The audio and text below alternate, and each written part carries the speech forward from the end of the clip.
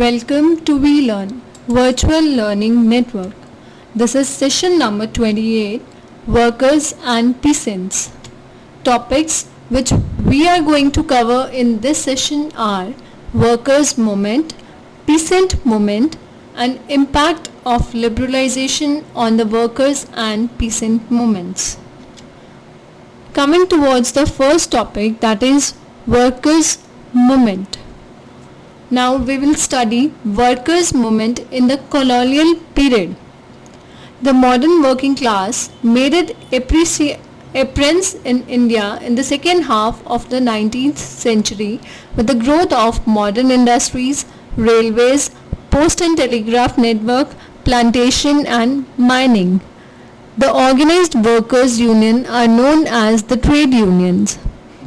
The All India Trade Union Congress was formed in 1920.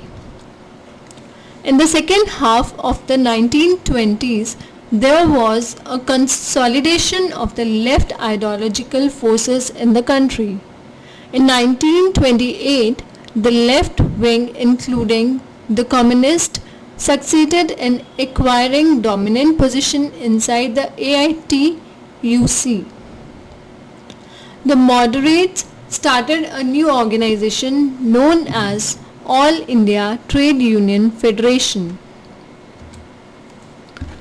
The Second World War was divided the trade union leaders.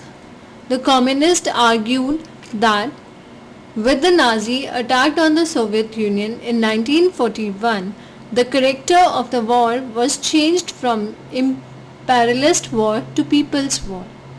The communists were following the lines of Russian Communist Party and thought that in the changed circumstances it was the duty of the worker to support British war efforts.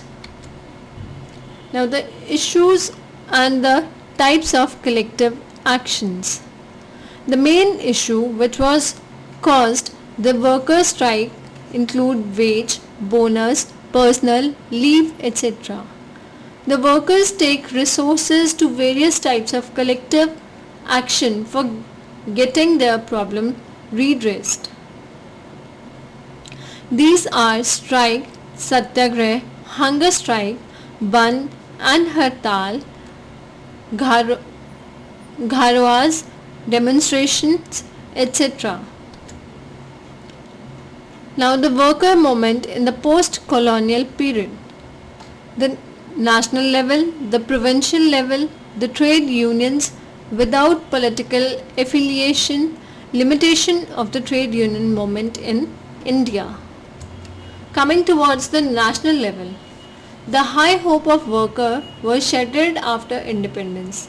There was hardly an improvement on the front of better wages and other services conditions. 3 central trade union organizations were born. The Indian National Trade Union Congress, started by the Congress Party, was born in 1947. The Praja Socialist Party, started by Hindu Mazdoor Sabha in 1948. The workers had to struggle hard even to retain what they have achieved earlier. A series of strikes stirred the country. There were highest number of strikes in 1947, that is 1811, that is 1811 strikes, which involved 1840,000 workers.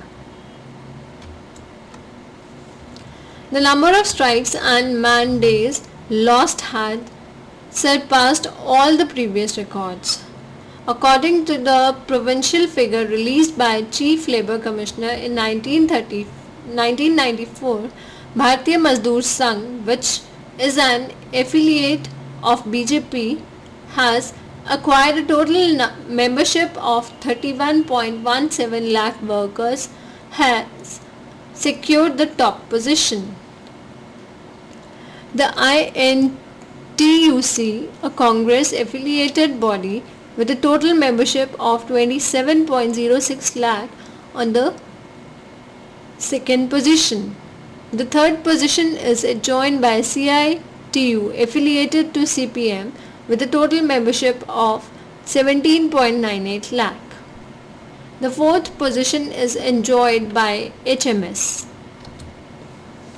Next are the provincial levels. Remarkable development of the 1960s was the birth of trade union of the managerial regional parties like DMK and AIDMK in Madras. The Shiv Sena was born in Bombay in 1967. It was generally believed that the Shiv Sena had the backing of industrial house in the Bombay-Pune belt to counter the strong influence on the communist and socialist in labor union. The predominance of Sena-led union was successfully challenged by Datta Samant, an eminent INTUC leader. When emergency was imposed in 1975, he refused to tone down his militancy. He was arrested and sent to jail. Then he was a Congress MLA.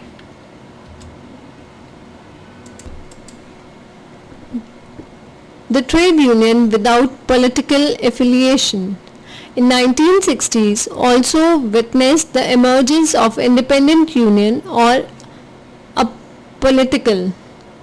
They were independent in the sense that they were not affiliated to any political party or federation. These kinds of apolitical trade union emerges out of the dissatisfaction of the workers with the existing trade union which were affiliated to the political parties. The leadership of those unions has largely come from the educated middle class.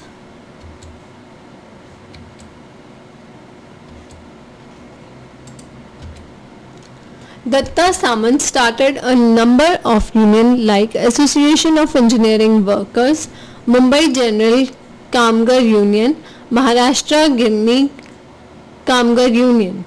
A.K. Roy organized coal mine worker in the Dhanbad Jaria belt of Bihar. Roy's support base was also among contact and casual labor in the coal mines. Roy also received support from large number of local tribal mine workers because the trade union operating in these areas did not satisfy them. Self-Employed Women Association was formed by Ella Bhatt. She formed SEWA because she felt that unions in the organized sector were not sensitive to the problem encountered by female worker. Datta Samant was unable to link the rural issues. The strike, however, did not succeed in getting the original demands of workers accepted, but it helped Datta Samant to emerge as a most influential trade union leader in Bombay. Next are the limitations of Trade Union Movement Act in India.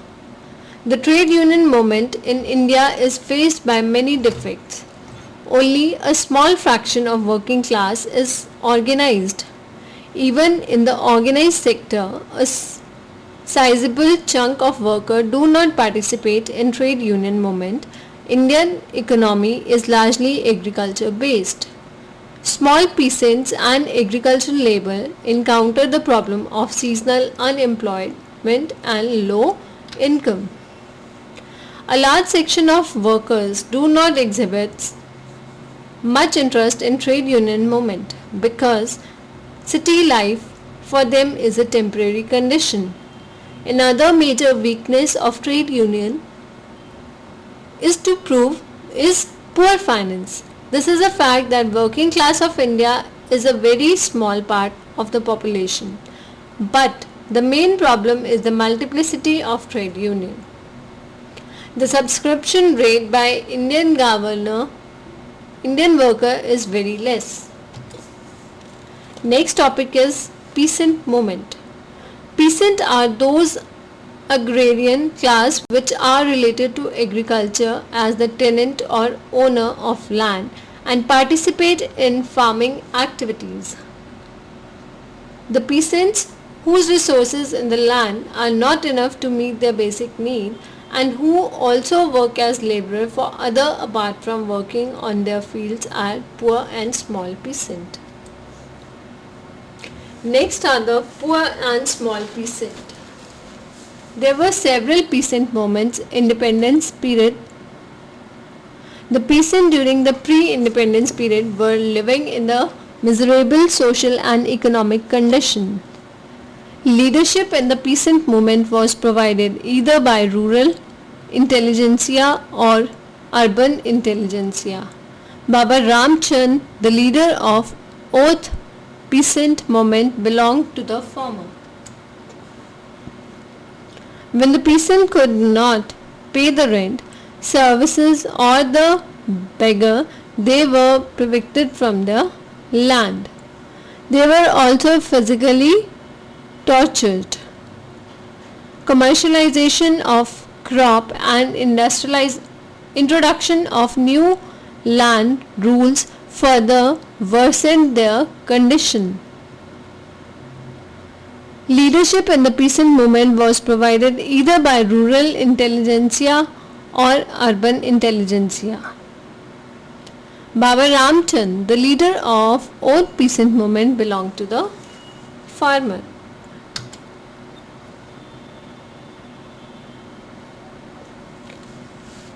The first of all, India Peasant Organization, the All India Kisan Sabha, was formed in 1936 in Lucknow under the presidentship of Swami Shahajanand Saraswati, the founder of Bihar Pradesh Kisan Sabha, N.G. Ranga, the pioneer of Kisan movement in Andhra, because its first general secretary. The function of Congress minister in a majority of provinces in early 1937 marked the beginning of new phase in the growth of peasant environment.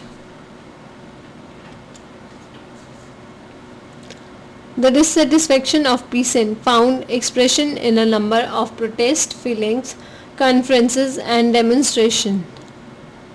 They criticized number of anti-peasant measures taken by the government, like arrest of peasant leader and bargaining peasant meetings. The outbreak of World War II with the resignation of the Congress minister and launching of the repression against Kisan Sabha leaders.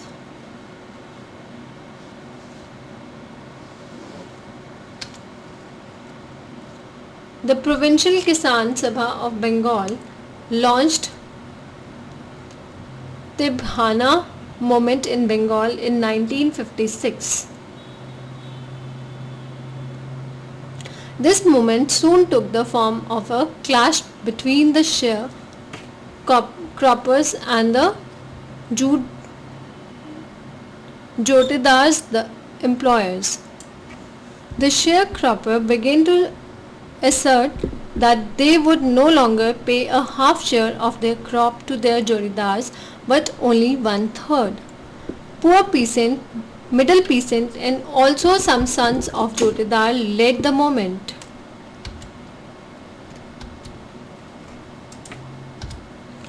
Telangana movement was launched in 1946 in princely states of Hyderabad ruled by the Nizam. The movement developed in the context of the post-war economic crisis.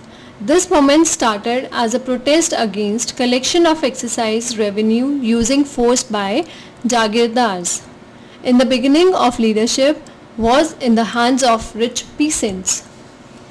By 1947, this movement organized a guerrilla army mobilizing poor peasantries and agricultural labor, many of which were tribal and untouchable. This army snatched large quantity of arms from the zamindar and drove away the local government officials. In 1967, there started a peasant protest at a place called Naxalbari in Darjeeling district of West Bengal. After 2 decades of independence and Congress rule, there was disenchantment among people on the large scale, which found expression in Congress losing election in 8 states. The small peasant organization of CPIM in Darjeeling district was in hands of such communist leader. The land reform policy of the government had not succeeded in taking lands from zamindars and big farmers and distributing among poor peasant and landless laborers in any significant way.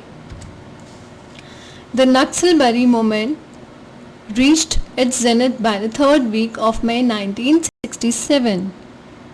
It lasted for 52 days only. In July 1967, police and battalions of primary forces sent by Ajay Mukherjee, then the Chief Minister of the state, combated the whole area and rebellion was suppressed. The emergence of Naxalism led to the formation of CPI, the Third Communist Party. This party believed that the goal of socialism could be achieved through armed struggle, justified use of violence for capturing lands of zamindars and distributing them among poor peasants. The second phase of land reform, known as the Land Ceiling Act, started from 1961 onwards with the stated objective of distributing land among the landless. After the Naxalbari movement of 1967 and the land grab movement launched in different states of 1970, the need to impose rigorous land ceiling was realized. The government treated the armed struggle as law and order problem and uses police and paramilitary forces to suppress them from the government has not shown the determination to address to the problem faced by the rural poor. The land reforms carried out by the government had not succeeded in distributing land among poor peasant and landless labor in any significant way. Next are the rich peasant and farmer movements. The last quarter of the 20th century was seen the moments of a very important social group in the rural area known as rich peasant farmer, kulkas or the capitalist farmers in several religions of India. The most prominent leader of these unions are Bhupendra Singh Mann in Punjab, Maheshwar Singh Tikait in UP, Sharad Joshi in Maharashtra and Nanduan Japa Swami in Karnataka. The movement of rich farmer, unlike the movement of poor peasant, are not directed against any rural exploiters. The main demand have been remunerative prices, subsidies input, writing of loans, lowering of electricity bills, substantial reduction in water canal charges, representation of farmer in the agricultural price commission. The most common mode of mobilization in the farmer or the rich peasant movement include rallies, satyagrah, roadblock, gaon-bandi and attack on the public property. Mahendra Singh Tikait, the Chief Minister of UP BKU, is also the hereditary head of the traditional caste organization known as the Sarva Kab of the farming jats. Tikait was able to involve the traditional leadership of Khabs, chief of several farming castes under the banner of the BKU. The Bharatiya Krishna Union of Mahendra Singh Tikait speaks a language that invokes the element of Charan Singh's discourse on agriculture. The rich peasant organization do not admit any contradiction between the interest of rich peasant and the poor agrarian classes. The government's decision to enhance electricity rates for farmers, raising fertilizer prices are met with stiff resistance. The rich farmers are diversifying their sources of income. Next is the impact of economic liberalization. The economic reform in the country that come to be known as liberalization can be said to be mainly the 1990 development. The era of reform started with the government of P.V. Narasimha Rao. Among the main planks of the new economic policy are closure of sick and loss-making public enterprise, disinvestments from the privatization of public sector enterprise. There has been a marked decline in the growth rate of total employment in the organized sector in 1990s as compared to 1980s. Labor laws relating to job security are being changed.